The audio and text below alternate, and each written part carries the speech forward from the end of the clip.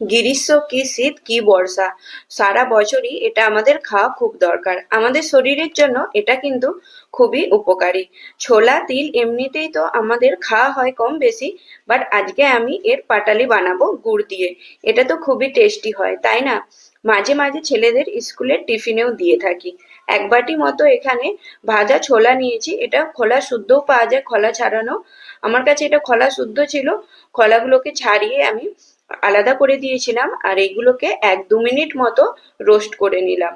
আর সঙ্গে নিয়েছি হাফ বাটি মতো তিল, ওটাকেও 1 মিনিট মতো রোস্ট করে নেবো। দেখবে একটু হালকা ফুলে গেছে তিলগুলো। তো তিলগুলো খুবই তাড়াতাড়ি রোস্ট হয়ে যায়। আর আমার ছোলা খেতে খুবই ভালো লাগে, সে জলে ভেজানো কাঁচা ছোলাই হোক বা সবজি বানানো।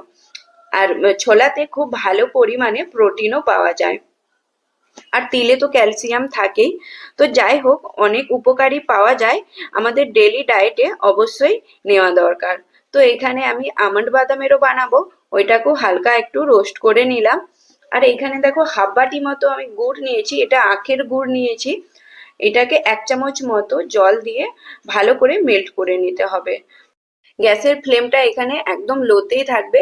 খুব ভালো করে যখন গুড়টা এখানে আমাদের মেল্ট হয়ে যাবে, তখন এখানে গ্যাসের ফ্লেমটা আমরা মিডিয়ামে রেখে গুড়টাকে খুব ভালো করে ফুটিয়ে নিতে হবে। দেখবে উপরে খুব ভালো মতো একটা ঝাঁক এসে গেছে। আর গুড়টাকে এখানে আমাদের খুব ভালো করে কিন্তু ফুটিয়ে নিতে হবে, তবেই পাটালিটা কিন্তু ভালো হবে। নইলে এখানে গুড়টা পাটালিটা কি হবে, রেডি করার পরেও দেখবে একদম একটু চিমড়া চিমড়া টাইপের থাকে। যখন আমরা খাবো দাঁতে একদম লেগে যাবে। তো এটা কিভাবে বুঝবে যে গুড়টা আমাদের এখানে রেডি হয়ে গেছে? একটা পাত্রে জল নিয়ে 1-2 ফোঁটা মতো গুড়টাকে দিয়ে হাতে করে এইভাবে দেখে নিতে হবে। গুড়টা তো এখানে জলে দিলে ঠান্ডাও হয়ে যাবে। আর দেখবে এরকম তারের মতো হচ্ছে, একদম স্ট্রেচ করলে দেখবে ঠিক একটা তার হচ্ছে। তো খুব ভালো করে এই প্রসেসটা আমাদেরকে করে নিতে হবে, খুব ভালো করে ফুটিয়ে নিয়ে তারপরে এখানে আমরা ছোলা আর তিলটা দিয়ে দেবো।